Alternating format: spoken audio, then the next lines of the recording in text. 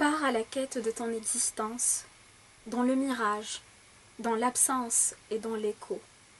Il est sans doute une dernière flûte vagabonde, une flûte enchantée qui, à chaque fois que tu la perds, te reconduit à ton âme.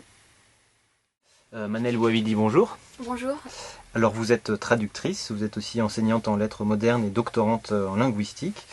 Vous êtes en outre auteur d'un recueil de poésie, Cauchemar aux couleurs vives, paru en 2009 aux éditions Mahater en Tunisie.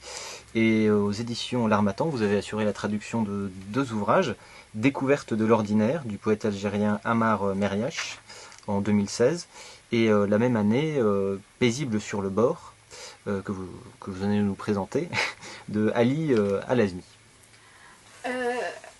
Alors, Paisible sur le bord est un recueil de poésie initialement rédigé en langue arabe entre 2004 et 2007 de son auteur Ali Al-Azmi. Donc Ali Al-Azmi est un poète saoudien né en 1970 à Damad. Sa poésie est à la fois héritière des nouvelles formes poétiques modernes nées dès la seconde moitié du XXe siècle en Irak et en Égypte et ouverte en nouvelles exigences thématiques et linguistiques caractéristiques à la poésie arabe moderne de manière générale. Donc, la première chose frappante à la lecture de ce recueil, c'est le titre même, car comment peut-on se sentir paisible et en sécurité tout en étant sur le bord de quelque chose, un bord aussi solide soit-il. Donc cet aspect paradoxal que l'on caractéristique relatif au titre, on le retrouve aussi dans maints poèmes de ce recueil. Rien que l'examen des titres des poèmes permet au lecteur de déceler cette espèce une sorte d'oscillation entre le dédoublement d'une part, comme par exemple dans le poème L'homme se défait de son ombre, et le repli, à l'instar de l'oiseau s'isole dans son plumage. En effet, tout comme le souvenir et la réalité, le vide et le solide ici se confondent pour ne faire qu'un. Dans la fuite du temps vécu par l'auteur, le passé qui a réellement existé devient aussi irréel et impalpable que l'inconnu qui se profile à l'horizon. Ainsi, lit-on dans Ta vie au dehors de sa grande muraille, je cite, « L'expression du souvenir dans tes yeux n'a pas aménagé à la réalité un port résistant, afin que les navires de l'absence puissent décharger la cargaison du silence.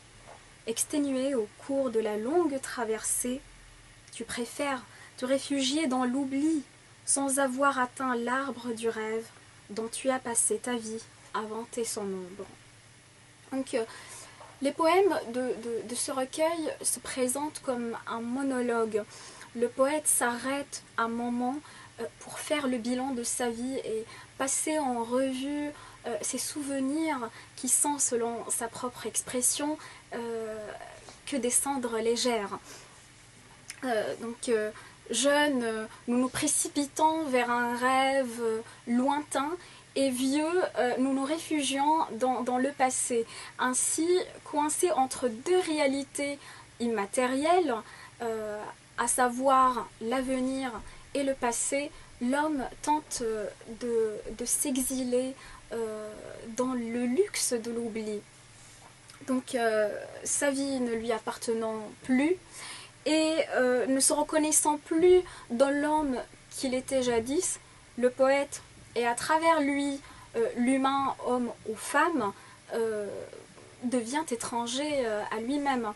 Et là, j'aimerais bien citer une strophe dans laquelle il dit « Le regard dénué de chaleur, d'amour et d'espoir, elle continue à voguer sur un fleuve de vide. enveloppant sa solitude en pleine nuit. Délibérément, elle s'abandonne à l'emprise de n'être pas elle, sans prêter l'oreille à la flûte qui caresse au loin les braises de son incendie. Donc, suivant le rythme de cette quête, disons, existentielle, le recueil est divisé en deux mouvements. Le premier mouvement, illustré par les poèmes du livre 1 du recueil, Regard dans le vide, plonge le lecteur dans l'absence provoquée par la fuite du temps. Quant au deuxième mouvement, illustré par le livre 2 du recueil, c'est une tentative de meubler cette absence. C'est ainsi que seul le chant, la poésie, le rêve, en un mot l'art, ferait un chemin possible. En effet, le poète se refuse à un sens compris dans le vide, car admettant même que le passé ne revient plus, la poésie, elle, transcende l'espace et le temps. Et là, pour finir, je vais lire une petite citation de l'auteur qui dit « Ne m'attends pas, près de la source mélancolique, plus d'une journée, car mon poème est allé dans la rive de son passé prochain. » Donc voici un petit aperçu sur le recueil et sa traduction. J'espère que ça vous donnera l'envie d'entamer la lecture. Merci.